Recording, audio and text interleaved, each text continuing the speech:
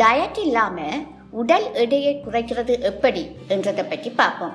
அதாவது தினமும் காலை உணவை உண்ணுங்கள். காலை உணவை தவிர்த்தால் கலோரிகளை எரிக்கலாம் என்று பலர் தவறாக நினைக்கிறார்கள்.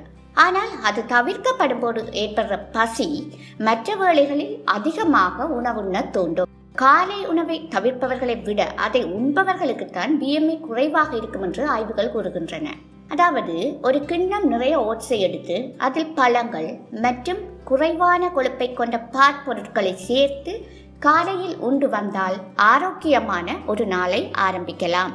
மற்றும் சோடா போன்ற சர்க்கரை கலந்த பானங்களை பருகுவதற்கு பதிலாக தண்ணீர் அல்லது கலோரிகளற்ற பழச்சாறுகளை பருகுவது உடல் எடையை குறைப்பதற்கான மிகச்சிறந்த ஒரு வழிமுறை.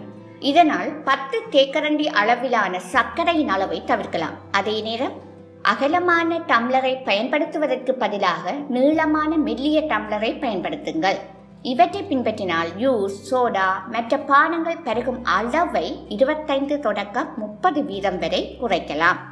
மற்றும் உணவை உண்பதற்கு 30 நிமிடங்களுக்கு முன்பு பழங்களை உண்ணுங்கள். இதனால் பழங்கள் வேகமான செரிமானம் ஆகும். வெறும் வயிற்றில் பழங்களை உண்டால் உடலில் நச்சுத்தன்மைகள் நீங்கி ஆற்றல் கிடைத்து உடல் எடை குறையும். அல்லது உண்ணுவதற்கு முன்னர் நன்கு நீர் அருந்துங்கள். இதுவும் உள்ளடக்கும் உணவின் அளவை குறைத்து உடல் எடை குறைவதற்கு ஒரு வழிவகுக்கும். அதிக அளவில் சைவ உணவை உட்கொள்வது கூட உடல் எடையை குறைக்கிறதுக்கு ஒரு நல்ல ஒரு வழிமுறை.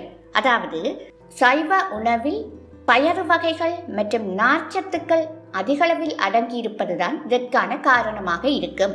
அது மட்டுமன்றி இவற்றை விட 10 நிமிடங்களுக்கு தொடர்ச்சியாக ஓடுதல், 20 நிமிடங்களுக்கு தொடர்ச்சியாக நடைப்பயிற்சி போன்றவற்றினூடாகவும் உடற்பருமனை குறைக்க முடியும். தினமும் 100 கலோரிகளை எரித்தால் எந்தவித டயட் முறையை பின்பற்றாமல் ஒரு வருடத்தில் 5 கிலோ வரை குறைக்க முடியும். ஸோ இந்த வீடியோ உங்களுக்கு பிடிச்சிருந்தா லைக் பண்ணுங்க, ஷேர் பண்ணுங்க அண்ட் சப்ஸ்கிரைப் பண்ணுங்க. நன்றி.